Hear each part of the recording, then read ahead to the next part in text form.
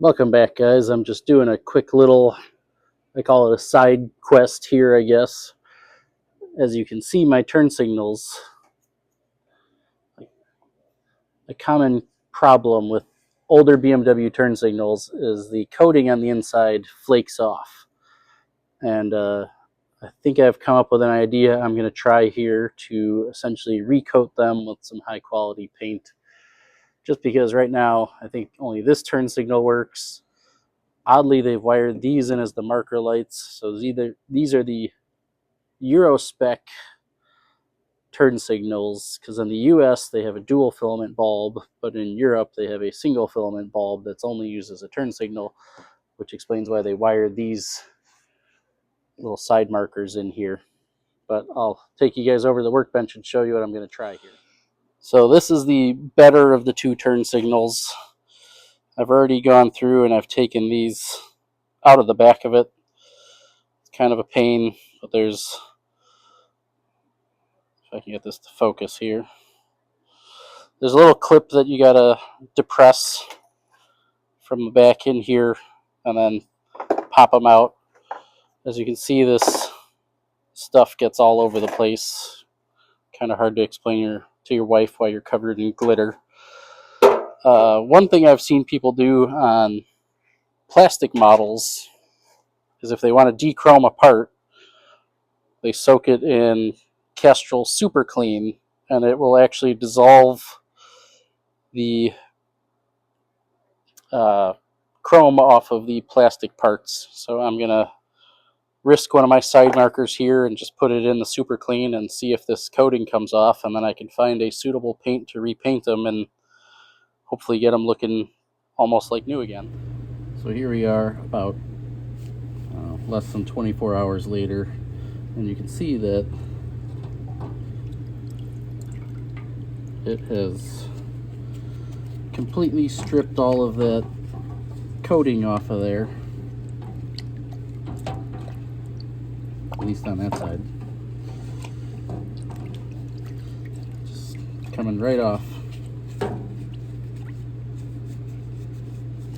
Up next, I gotta find some good reflective silver paint and then just dry this thing off and paint it.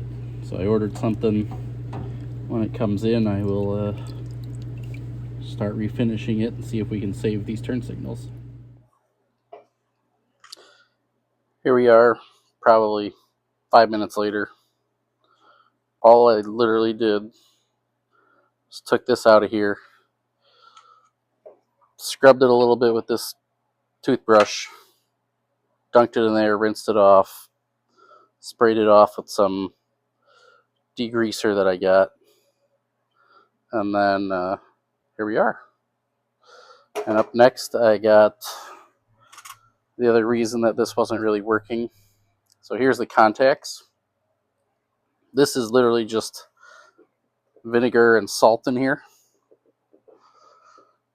Doesn't have to be mixed up really good. You can stir it around with your finger a little bit. And then just dunk those in there and let them sit for a little bit.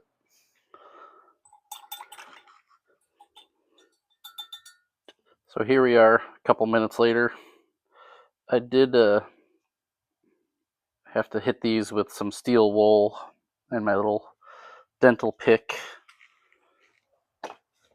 But you guys saw how green and corroded they were. And now they're on the ground. But, I mean, they're not perfect. If I can get it to focus there. So they're not perfect. They still have some corrosion on them, a little bit. But the main thing is this is the part that touches the bulb. There's not corrosion on there. And then on this one, this is the side that touches the bulb, and there's not a lot of corrosion on there. So these are going to work fine. I'm just going to clean them off. I'm going to make sure to get all the vinegar off there because vinegar's acid, and I don't want it eating away at the wires. With my luck, that's what'll happen. But this should be good to go. As soon as I get everything painted, I'll show you guys the finished results.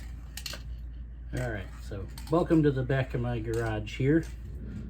A couple days later, trying to get this done before it gets really cold again. It's already a little cold in the back of the garage, but it's still 60 where it's heated. I went out and I bought some of this. It's called SM Arnold Chrome Aluminum Spray Paint. I already know that it's not going to look like the top of that can, and frankly I don't want it to look like the top of that can, because normally these are a kind of a more frosted look, not 100% chrome on there. So I'm just going to hit this with a couple light coats and see what it turns out like.